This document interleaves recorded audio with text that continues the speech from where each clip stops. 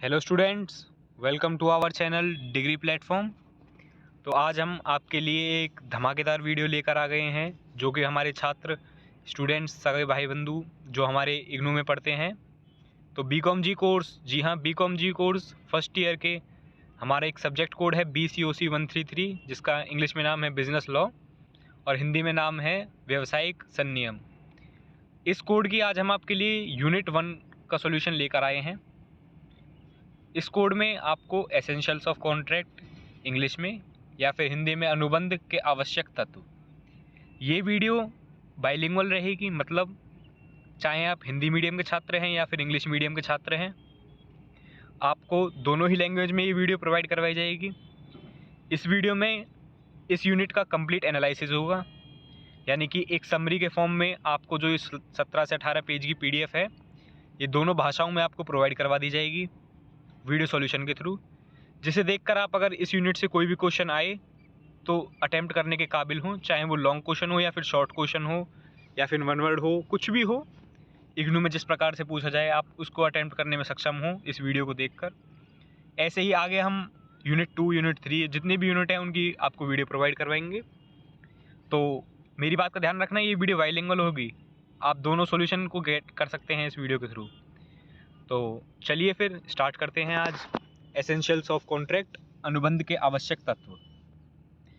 तो गाइज़, आपको ऑब्जेक्टिव्स में कुछ ज़्यादा पढ़ना नहीं है, इसके उद्देश्यों में कुछ भी नहीं है, जैसे कानून के उद्देश्यों की व्याख्या करें और यानी कि explain the purpose of law, ऐसा कुछ है नहीं।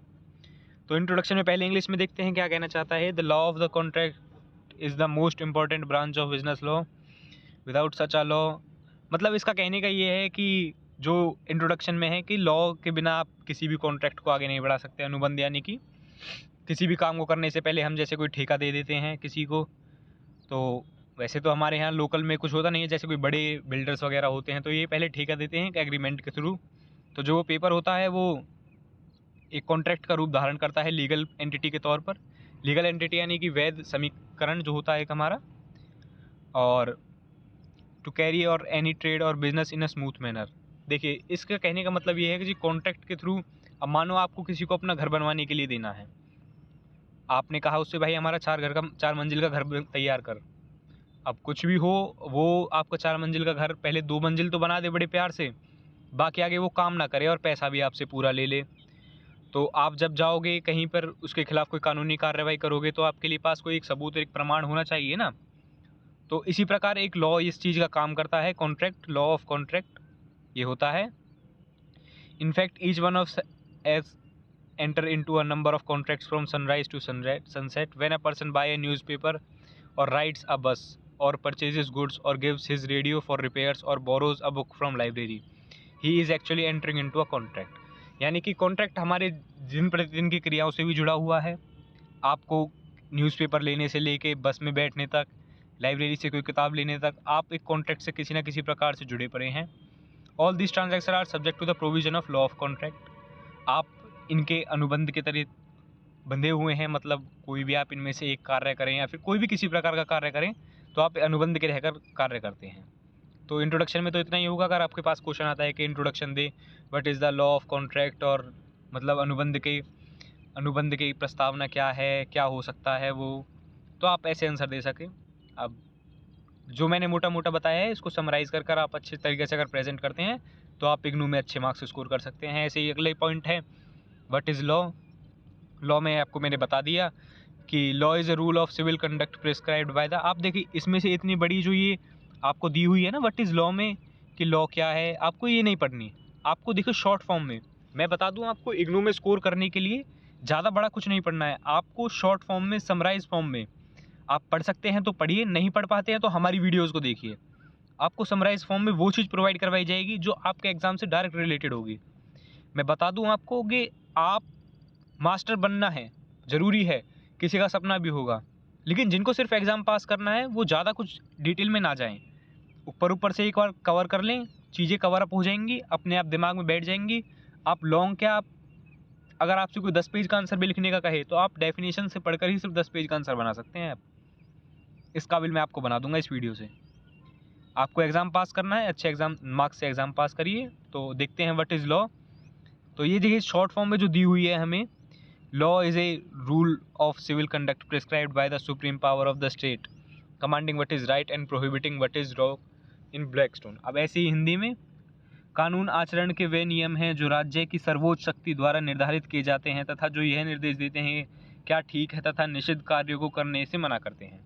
अब लॉ, आप जैसा कि मैंने हिंदी में बोला, आप सारे समझ ही गए होंगे, जो हमें सही गलत का फ़र्क बताए, क्या करना है एक सही नागरिक होने के नाते, क्या नहीं करना है, ये हमारा लॉ होता है, कानून ये होता है। अब देखिए लैंग्वेज कितनी ईजी है, आपको बस पढ़कर इन चीज़ों को डिलीवर करना है आंसर के थ्रू। अगला पॉइंट है meaning and sources of business law, व्यावसायिक संनियम का अर्थ एवं स्रोत।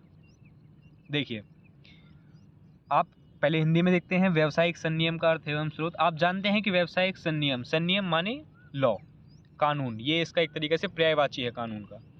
आप जानते हैं कि व्यावसायिक संनियम दीवानी कानून का एक भाग है तथा यह देश के व्यापार और वाणिज्य को नियमित एवं नियंत्रित करता है। अन्य शब्दों में व्यावसायिक संनियम के अंतर्गत ऐसे कानून आते हैं जो व्यापार में लगे व्यक्तियों के लिए महत्वपूर्ण होते हैं तथा इसमें अनुबंध, साझेदारी कंपनियां, विनिमय साध्य पत्रों, बीमा, माल परिवहन, पंच निर्णय आदि से संबंधित कानून आते हैं। आपको इतना नहीं पढ़ना है, आपको पढ़ना क्या है, मीनिंग समझ गए आप, मैंने जैसे बोला। अब उस चीज़ को डिलीवर करने के लिए पॉइंट दिए हुए हैं आपको ये चीज़ें पढ़ लेनी है। मीनिंग आप समझ ही गए कि बिजनेस लॉ का क्या होता है। किसी भी बिजनेस को करने के लिए जो साधारण नियम या मापदंड तय करे गए हैं वो हमारे व्यावसायिक संनियम होते हैं जिससे एक बिजनेस चल सके।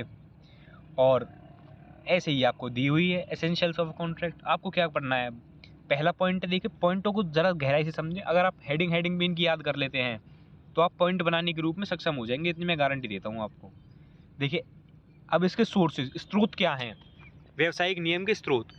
इंग्लिश मर्सेंटाइल लॉ, आंग्ल व्यापारिक संनियम, मानी कि जो इंग्लिश मर्सेंटाइल लॉ, जो इंग्लिश मर्सेंटाइल हमारी आंग्ल मतलब जो ब्रिटिशर्स ने या फिर जो अंग्रेजों ने जब हम पर राज करा, उन्होंने जो कानून बनाए, ये हमारा एक पहला प्राइमरी सोर्स है। Our laws are based primarily on the English laws which develop through the custom and the usages of merchants और ट्रेडर इन इंग्लैंड। जो ट्रेडर, जो व्यवसाय करता, जो बिजनेस करते हैं, जो वो इंग्लैंड में यूज़ करते थे, जो ट्रेड करते थे, these laws known as common law, जो एक साधारण नियम होते हैं। जैसे कि मान लो आप कोई एक ट्रांसपोर्ट का बिजनेस चलाते हैं तो आपकी सीमाएं किसी चीज़ में निर्धारित होंगी कि आप सिर्फ बल्लभगढ़ या फिर कोई भी एक एग्जांपल ले लें, दिल्ली से लेकर कोलकाता तक आप बस चला सकते हैं या फिर कुछ भी अदर काम कर सकते हैं, तो आपकी सीमाएं इसमें निर्धारण है। ये निर्धारण कैसे हुआ, एक नियम के थ्रू। तो ऐसे ही ये कॉमन नियम है, इसलिए हमारा पहला सोर्स है इंग्लिश मर्सेंटाइल लॉ। हिंदी में देखें तो हमारे कानून के मुख्य रूप से आंग्ल कानूनों पर आधारित हैं। देखिए जैसा मैंने कहा, अंग्रेजों ने हमारे पास जब शासन करा तो उन्होंने हमारे पास कई चीज़ें छोड़ी, बिज़नेस करने का तरीका हमारे पास डेवलप करा, हमको बेहतरीन चीज़ें प्रोवाइड कराई बिज़नेस के में करा। तो उन्होंने वैसे बहुत बुरा था, वो किसी और दिन बात करेंगे किसी और वीडियो में। और अभी देखते हैं आगे। और आधारित है जिसका विकास आंग्ल व्यापारियों तथा तिजारतियों की रीतियों एवं प्रथाओं से हुआ है। व्यापारियों के परस्पर व्यवहार इन्हीं रीतियों एवं प्रथाओं से नियमित होते हैं।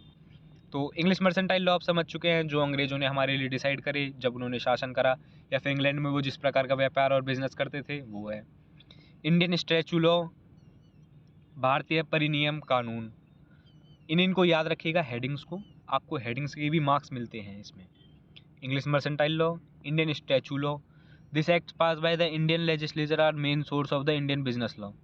अब ये देखिए इंडियन स्टैचू लॉ नाम से ही पता चलता है तो हमारी भारत के लिए कैसे कितना इंपॉर्टेंट हो जाता है आप समझ चुके हैं। कॉन्ट्रैक्ट, आपको बस इसमें दो तीन चीज़ याद रखनी है, वो है एक तो द इंडियन कॉन्ट्रैक्ट 1872, भारतीय अनुबंध अधिनियम 1872, द नेगोशिएबल इंस्ट्रूमेंट एक्ट 1881, भारतीय साझेदारी अधिनियम 1932, और एक है विनिमय साध्य प्रपत्र अधिनियम 1881। और ऐसे ही दो चार कॉन्ट्रैक्ट हैं, आप इनको याद रखें। ऐसे ही जुडिशल डिसीजन, मतलब जो कि जुडिशल डिसीजन जो हमारे मतलब न्यायिक निर्णय या फिर केस कानून जो आप कोर्ट वगैरह में जाके देखते हो, वो बिजनेस से रिलेटेड। कस्टम्स एंड यूसेज, मतलब जो आपकी सीमाएं निर्धारण करता हो, अंतर्राष्ट्रीय और राष्ट्रीय सीमाओं में रहकर जो बिजनेस करता हो उसके लिए जो लॉ हैं वो हमारे कस्टम और यूसेज के अंतर्गत आ जाते हैं। तो ये थे हमारे मीनिंग। अब पढ़ते हैं द लॉ ऑफ कॉन्ट्रैक्ट, अनुबंध संबंधी कानून। थोड़ा वीडियो में अभी देखिएगा, वो स्क्रीन रोटेट हो जाती है अपने आप अभी बिगिनिंग में, तो थोड़ी देखिएगा, एडजस्ट करिएगा। बाकी सॉल्यूशन बहुत ही बेहतरीन आपको प्रोवाइड करवा रहा हूँ मैं एनालिसिस के साथ। तो देखते हैं आगे। Law of contract. The law of contract is the most important part of business law in India. It determines the circumstances in which the promises made by the parties to a contract shall be binding on them and provides for the remedies available against a person who fails to perform his promise. अब समझिए क्या कहना चाहता है ये काम हिंदी में। एक बार हिंदी में इसकी डेफिनेशन लेंगे क्योंकि हिंदी वाले स्टूडेंट्स भी हमारे साथ जुड़े होंगे। अनुबंध संबंधी कानून भारत के व्यावसायिक संनियम का अत्यंत महत्वपूर्ण भाग है। यह उन परिस्थितियों का वर्णन करता है जबकि अनुबंध के पक्षकार अपने अपने वचन को बाध्य होते हैं तथा यदि कोई पक्ष अपने वचन का पालन नहीं करता है तो उसके विरुद्ध उपचारों की व्याख्या करता है। आप समझ ही चुके होंगे, जैसे ही मैंने हिंदी में इसकी डेफिनेशन पढ़ी आपने देखा कि ये क्या कहना चाहता है। लॉ ऑफ कॉन्ट्रैक्ट क्या होता है कि आप जैसे कोई बिज़नेस करते हैं या फिर दो व्यक्ति, कोई आपका दोस्त एक बिज़नेस करने के लिए जाते हैं। अब दोनों आपस में जब बिज़नेस करेंगे तो उनके पास कंडीशन होती हैं कि आपको ये काम करना है इतने दिनों में। मान लो आपको कोई आप हैं और आप घर बनवा रहे हैं और आपका दोस्त वो कॉन्ट्रैक्टर है। आप कॉन्ट्रैक्टर को बोलते हैं कि आपको इतने दिनों में घर तैयार करना है, जबकि वो घर तैयार ना करे या फिर काम ना करे, तो एक साइड से जब एक पक्ष से आपकी एक चीज़ें कंप्लीट नहीं होती तब लॉ ऑफ कॉन्ट्रैक्ट लागू होता है। The law of contract is contained into the Indian contract act 1872, जैसा कि मैंने आपको पीछे बताया अभी। इंडियन कॉन्ट्रैक्ट एक्ट 1872 ये हमारा एक प्राइमरीली सोर्स था लॉ ऑफ कॉन्ट्रैक्ट का। तो इसमें ऐसा ही सब कुछ है। लॉ ऑफ कॉन्ट्रैक्ट में आप देख सकते हैं 1930। आपको इतनी कॉम्प्लिकेटेड लैंग्वेज इसकी नहीं है, इसी को समराइज़ करके थोड़ा बड़ा लिख देना है। बाकी देखते हैं और आगे देखते हैं। जो अगला पॉइंट है हमारा वो है व्हाट इज़ कॉन्ट्रैक्ट। कॉन्ट्रैक्ट में ये भी बिल्कुल समान है, बिल्कुल अनुबंध क्या होता है ये भी बिजनेस लॉ की तरह है। कॉन्ट्रैक्ट एक एग्रीमेंट के रूप में दो पार्टियों के बीच में एग्रीमेंट के रूप में होता है और creating defining the obligation between two parties, और एक सीमाओं का और नियमों का निर्धारण कॉन्ट्रैक्ट कहलाता है। इसमें ऐसे ही इसी प्रकार एग्रीमेंट है। अब एग्रीमेंट की एक डेफिनेशन याद रखें, करार। करार क्या होता है? मान लो मैंने आपसे आज 50,000 रुपये उधार लिए। अब 50,000 के बदले आप मुझसे ये मांगते हो कि आप एक लीगल तौर पर एक मुझे कुछ ऐसा प्रोवाइड या फिर कोई कागज़ ऐसा प्रोवाइड करें जिससे मुझे अपने पैसों की गारंटी रहे कि मुझे पैसा समय से मिल जाएगा। तो उस कंडीशन में आप एक एग्रीमेंट साइन करते हैं। एग्रीमेंट में क्या होता है? एग्रीमेंट के देखिए एक बहुत ही अच्छी लाइन दी हुई है हमें ये वाली, agreement is equal to offer plus acceptance. करार बराबर में प्रस्ताव प्लस स्वीकृति। प्रस्ताव मतलब ऑफर मतलब जिस चीज़ के फॉर्म में वो किया जा रहा है, जैसे पैसा लेने के फॉर्म में। एक्सेप्टेंस स्वीकृति मतलब दोनों पार्टी सहमत हों एग्रीमेंट के प्रति, ये हमारा करार होता है।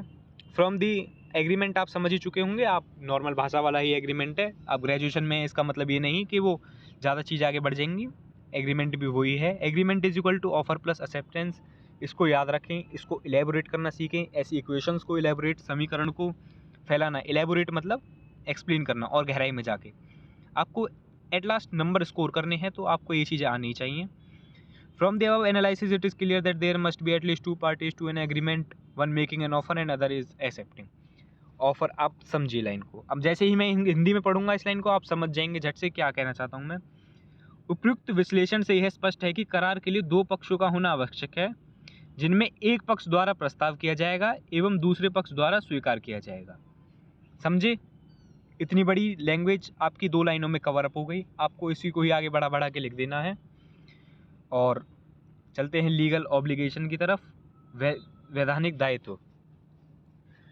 इन an order agreement may be regarded as a contract, it must give rise to a legal obligation, it must be enforceable by law. Any obligation which is not enforceable by law is not regarded as contract. अब English में जब मैंने पढ़ा थोड़ा complicated लगा, लेकिन जैसे ही मैं हिंदी में पढ़ूंगा आपको ये चीज़ें समझ आ जाएंगी। करार को अनुबंध बनाने के लिए यह आवश्यक है कि उससे वैधानिक दायित्व उत्पन्न होना चाहिए, अर्थात वह कानून द्वारा प्रवर्तित किया जा सके। यदि कोई करार कानून द्वारा परिवर्तनीय कोई कर्तव्य उत्पन्न नहीं करता है तो अनुबंध नहीं होगा। यानी कि एक जो एग्रीमेंट आपका होगा उसका लीगल वैलिड होना बहुत ज़रूरी है। लीगल वैलिड यानी कि वो वैध होना चाहिए। जब हम उसको कोर्ट या फिर कोर्ट में या किसी न्यायपालिका में उसको पेश करें तो उसका एक वैधानिक दायित्व होना चाहिए। किसी 2 पक्ष या 2 अधिकारियों के बीच उसके हस्ताक्षर होने चाहिए जिससे उसका लीगल ऑब्लिगेशन बने, यानी वैधानिक दायित्व बने। इसमें ज़्यादा कुछ पढ़ना नहीं है। अब थोड़ा इस क्वेश्चन को देख लीजिए, आपका इंपॉर्टेंट क्वेश्चन बन सकता है। करार एवं अनुबंध में अंतर, difference between agreement and a contract. Agreement में जो पहला पॉइंट है, offer and it's acceptance constitute an agreement. और कॉन्ट्रैक्ट में जो पहला लाइन है, agreement and it's enforceability constitute a contract. अब हम इसको हिंदी में देखें। करार में जो कह रहा है वो कह रहा है कि प्रस्ताव एवं उसकी स्वीकृति से करार बनता है।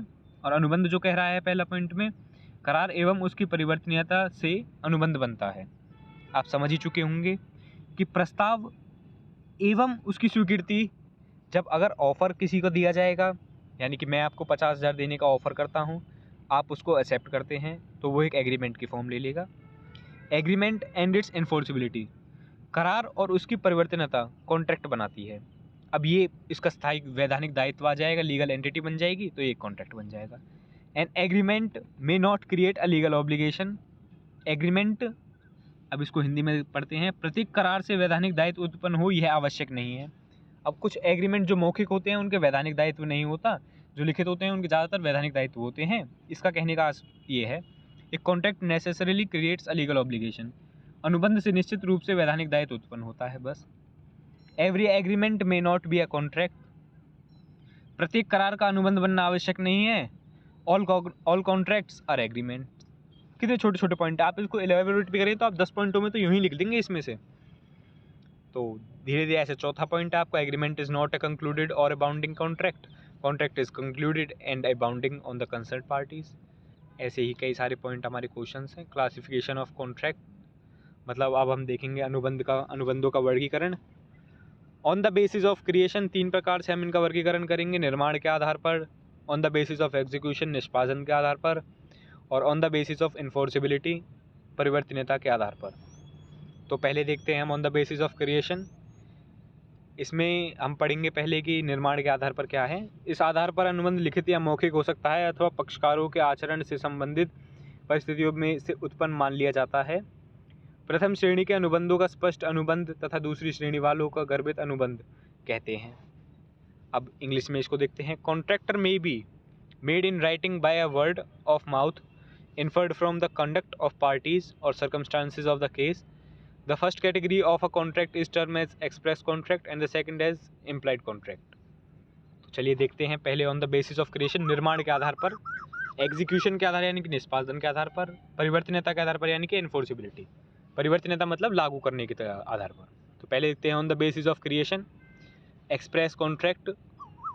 An express contract is one where the terms are clearly stated in words, spoken or written. For example, A wrote a letter to B stating, I offer to sell my car for 30,000 to you. B accepts the offer while letter sent to A. This is an express contract. Similarly, when A asks a scooter mechanic to repair his scooter and the mechanic agrees, it is an express contract made orally by spoken words. Hindi में इसको देखें, स्पष्ट अनुबंध। दो पक्षों के बीच में हुए ऐसे अनुबंध को स्पष्ट अनुबंध कहते हैं जो या तो लिखित या तो मौखिक हो। स्पष्ट अनुबंध में प्रस्ताव एवं स्वीकृति दोनों से संबंधित सारी शर्त स्पष्ट रूप से लिखकर या बोलकर तय की जाती हैं। उदाहरण, कै पत्र ख को लिखता है कि मैं अपनी कार आपको 30,000 रुपये में बेचने का प्रस्ताव करता हूँ। इसके उत्तर में ख एक पत्र को भेजकर प्रस्ताव स्वीकार कर लेता है। यह स्पष्ट अनुबंध है। इसी प्रकार जब कै अपने स्कूटर मरम्मत के लिए मिस्त्री को देता है तो मिस्त्री इसके लिए सहमत हो जाता है और यह केवल बोल कर हुआ है, स्पष्ट अनुबंध माना जाएगा। तो आप समझ गए होंगे, जो बोलकर या मौखिक रूप से किया जाए उसे एक्सप्रेस कॉन्ट्रैक्ट कहते हैं। Implied contract may be created by a conduct of acts of parties and not by their words spoken or written. It may result from a continuing course of conduct of the parties. For example, where a coolie in a uniform carry a luggage A to carry it out of railway station without asking A to do so and A allows it. अब जैसा कि आपको कुली मिलते होंगे stations पर, वो आपसे बिगर पूछे एक फॉर्मल रूप से काम कर देते हैं। जैसे कि डॉक्टर्स से आपको अगर बुखार आएगा तो सिर्फ आप डॉक्टर्स के पास ही जाएंगे, या फिर अगर आपके साथ किसी कोई कानूनी कार्रवाई करनी है किसी के खिलाफ तो आप पुलिस या वकील के पास जाएंगे। तो ऐसी कंडीशंस में इम्प्लाइड कॉन्ट्रैक्ट कहलाते हैं। अब ऐसे ही दूसरा पॉइंट है on the basis of execution, executed contracts और एग्जीक्यूटरी कॉन्ट्रैक्ट, यानी कि निष्पादन के आधार पर निष्पादित अनुबंध और निष्पाद्य अनुबंध। Executed contracts it is a contract where both parties have fulfilled their respective obligation under the contract. For example, A agrees to sell his book to B for ₹50. A delivers the book to B and B pays 50 to A. It is an executed contract. मतलब कि आपने किसी से 50 रुपये की किताब ली, आपने उससे 50 रुपये की वो किताब ली, आपने उसको 50 रुपये वो पे करे, ये हमारा एग्जीक्यूटेड कॉन्ट्रैक्ट होगा। पूरी पेमेंट जिसमें हो जाए या फिर लास्ट तक फाइनल जो हुआ है, जो स्टार्टिंग में रखा गया कि आपको उसी से ही बुक परचेज़ करनी है, और 50 रुपये देकर और उसने 50 रुपये लेकर कॉन्ट्रैक्ट को एग्जीक्यूट करा। एग्जीक्यूटरी कॉन्ट्रैक्ट ये होता है कि जिसमें A agrees to sell a book to B, if the book has not been delivered and B has not paid the price, the contract is executory. मतलब जिसमें अंतिम क्रिया पूर्ण ना हो पाए वो हमारा एग्जीक्यूटरी कॉन्ट्रैक्ट होता है। और तीसरा है on the basis of enforceability, valid contract which satisfy all the condition prescribed by the law is a valid contract. जो मतलब कि आपका नियमों के आधार पर बना हुआ एक कॉन्ट्रैक्ट हो, वो हमारा वैलिड कॉन्ट्रैक्ट होता है। void contract according to section, a contract which ceases be enforceable by law becomes a void when it ceases to be enforceable। Hindi में देखें तो व्यर्थ अनुबंध के अनुसार एक अनुबंध जब कानून द्वारा परिवर्तनीय नहीं रह जाता तो उसे उस समय व्यर्थ हो जाता है। जिसमें कोई कानून के हस्तक्षेप ना हो, कोई कानूनी बाधाएं ना लगाई गई हों, तो वो कॉन्ट्रैक्ट नहीं रहता। voidable contract according to the section 2(1) of the Contract Act, an agreement which is enforceable by law at the option one or more of the parties therein but not the option for the others is a voidable contract। Hindi में देखें व्यर्थनीय अनुबंध, ऐसा करार जो संबंधित एक या अधिक पक्षों की इच्छा का परिवर्तनीय हो किंतु दूसरे पक्ष या पक्षों की इच्छाओं पर नहीं, तो व्यर्थनीय अनुबंध कहलाता है। जिसमें मतलब एक पार्टी के ऊपर ज़्यादा जोर दिया हुआ हो और एक दूसरी पार्टी को बिल्कुल इग्नोरेंट करा हो, तो वो एक वॉइडेबल कॉन्ट्रैक्ट होता है, व्यर्थनीय अनुबंध होता है। आपको इसकी PDF हिंदी और इंग्लिश दोनों में प्रोवाइड करवा दूंगा मैं। अभी बिटवीन देखिए, distinction between void agreement and voidable contract, यानी कि व्यर्थ करार और व्यर्थनीय अनुबंध के बीच में अंतर पूछे गए हैं, ये आप देख लें और इसको पढ़ लेना एक बार हल्का सा। चौथा जो है वो है इलीगल और unlawful contract. The word illegal means contrary to law, यानी कि जो लीगल ना हो, नाम से ही पता चल रहा है। अनलॉफुल कॉन्ट्रैक्ट मतलब जिसमें किसी न किसी प्रकार से कानून का उल्लंघन हो, वो हमारा इलीगल और अनलॉफुल कॉन्ट्रैक्ट होता है। बहुत ही अच्छा एग्जांपल दोबारा आता हुआ वॉइड एग्रीमेंट और इलीगल एग्रीमेंट का, इसको आप कर लीजिए ना। अनएनफोर्सेबल कॉन्ट्रैक्ट, अपरिवर्तनीय अनुबंध, ये एक बहुत ही बेहतरीन कंडीशन होती है जिसमें मतलब it is a contract which is actually valid but can not be enforced because of some technical defect. जिसमें तकनीकी तौर पर कोई कारण उत्पन्न हो जाए due to non registration of agreement, non payment, requisite, stamp fee, बाकी मतलब एग्रीमेंट का फॉर्म तो हो लेकिन उसको क्या पता लीगल एंटिटी प्रोवाइड ना करवाई गई हो, किसी पॉइंट को मिसअप करा गया हो, वो एक हमारा अनएनफोर्सेबल कॉन्ट्रैक्ट होता है, अपरिवर्तनीय अनुबंध। आप इतना डीप में ना जाएं, अगर आपसे वन लाइन में भी पूछा जाए तो हल्का सा मैंने आपको बता दिया है, आप इसको देख कर सकते हैं। सारे मैच करते हैं एक दूसरे से, ज़्यादा कोई अंतर है नहीं। ऐसे इस डायग्राम को देख लें एक बार। कॉन्ट्रैक्ट्स में आपको मैं रिवाइज करवा देता हूँ। बेस्ड ऑन क्रिएशन के, based on execution, based on enforceability, 3 conditions होती हैं कॉन्ट्रैक्ट्स की। निर्माण के आधार पर अनुबंध, यानी कि अनुबंध की 3 कंडीशंस हैं, निर्माण के आधार पर, निष्पादन के आधार पर, परिवर्तनीयता के आधार पर। Based on creation, based on execution, based on enforceability. तो बेस्ड ऑन क्रिएशन पर हैं 2 एक्सप्रेस कॉन्ट्रैक्ट्स, इम्प्लाइड कॉन्ट्रैक्ट्स और एग्जीक्यूटेड कॉन्ट्रैक्ट्स और एग्जीक्यूटरी कॉन्ट्रैक्ट जो हमारे एग्जीक्यूशन के बेस पर हैं। एग्जीक्यूटरी और एग्जीक्यूटेड में 2 और हैं, यूनिलैटरल और bilateral contracts. Based on enforceability, valid contracts, void contracts, voidable, illegal, enforceable. ये हमारे कुछ पॉइंट्स थे इसमें, बहुत ही बेहतरीन। Essentials of a valid contract, ये देखिए अच्छा क्वेश्चन है। वैध अनुबंध के आवश्यक तत्व, ये मोटा मोटी इनको ऊपर से देख लें एक बार। Proper offer and its proper acceptance, मतलब बहुत ही अच्छा पॉइंट है पहला, proper offer and its proper acceptance. उचित प्रस्ताव एवं उसकी उचित स्वीकृति, नाम से ही आपको समझ आ गया होगा। Intention to create legal relationship, कानूनी संबंध स्थापित करने की इच्छा होनी चाहिए। फ्री कंसेंट, स्वतंत्र सहमति। Capacities of parties to contract, वैध प्रतिफल, पक्षकारों के अनुबंध में करने की क्षमता। वैध उद्देश्य, करार स्पष्ट से व्यर्थ घोषित न किया गया हो और सुनिश्चित अर्थ, निष्पादन के योग्य। वैधानिक औपचारिकताएं, यानी कि certainty of meaning, possibility of performance, legal formalities, ये सब हैं प्रॉपर ऑफर और प्रॉपर एक्सेप्टेंस में, यानी कि उचित प्रस्ताव और उचित स्वीकृति में दोनों पार्टियों के बीच प्रॉपर तरीके से सहमति होनी चाहिए। जो पार्टी ऑफर करे उसका प्रॉपर एक्सेप्टेंस होना चाहिए। Intention to create legal relationship, मैंने पहले बताया, एक कानून का होना आवश्यक है एक कॉन्ट्रैक्ट या एग्रीमेंट में। तो आपको समझ ही आ गया होगा इससे। तीसरे पॉइंट में क्या कहना चाहता है, ये डेफिनेशंस है। फ्री कंसेंट यानी कि for a contract to be a valid it is essential there must be a free and genuine consent of the party to the contract, यानी कि दोनों की सहमति होनी चाहिए, स्वतंत्र सहमति, इंडिपेंडेंट होकर वो सोचें और जब जाकर लीगल कॉन्ट्रैक्ट पर साइन करें। कैपेसिटी ऑफ पार्टी, पक्षकारों के अनुबंध करने की क्षमता, मतलब क्या कैपेसिटी है, वो अपनी कैपेसिटी से कम या फिर ज़्यादा ना करें, अपनी कैपेसिटी के बराबर ही करें, कम कर लें एक बार, ज़्यादा ना करें। लॉफुल कंसिडरेशन, यानी कि नाम से ही आपको पता चल रहा होगा, वैध प्रतिफल। Lawful object, agreement of experimental world, और certainty of meaning, possibility of performance. आपको ऐसे ऐसे कई पॉइंट देखने के लिए मिलेंगे। मैं हिंदी इंग्लिश में PDF प्रोवाइड करवा दूंगा, आप जाकर देख लें और देखिए। इसी प्रकार हमारी ये चीज़ें ख़त्म होती हैं। कुछ क्वेश्चंस होंगे, इसके लिए मैं आपको बता दूं, बहुत ही अच्छे क्वेश्चन है। व्हाट इज़ ए कॉन्ट्रैक्ट, ये आप एक क्वेश्चन तैयार कर लें। हिंदी में जो क्वेश्चन है वो है, अनुबंध की परिभाषा कीजिए, वैध अनुबंध के आवश्यक तत्वों की व्याख्या कीजिए। और अच्छा क्वेश्चन बन सकता है ये। डिस्टिंग्विश 3 नंबर क्वेश्चन है, आप इसको कर लें, बढ़िया क्वेश्चन बन सकता है।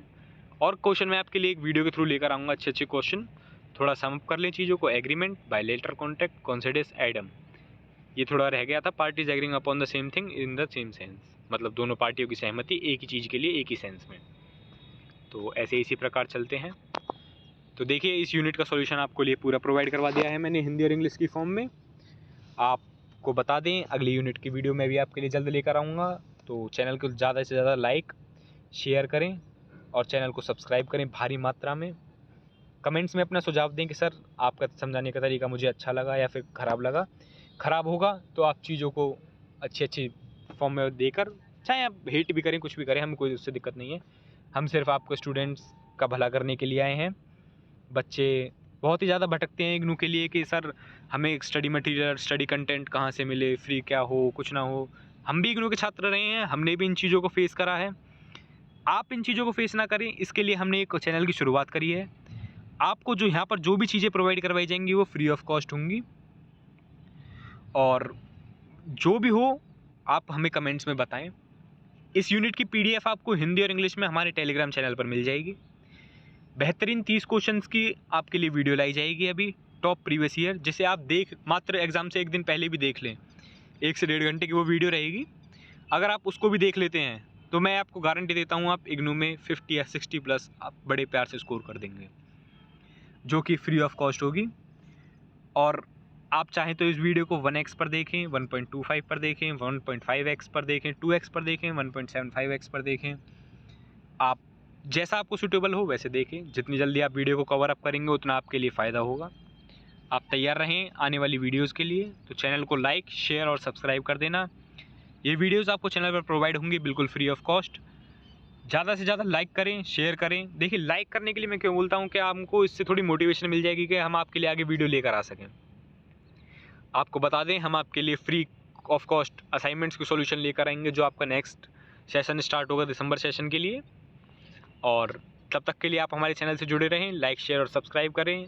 धन्यवाद guys, students, bye, good night, good morning, good evening, जब भी आपको ये वीडियो प्रोवाइड हो। Thank you guys.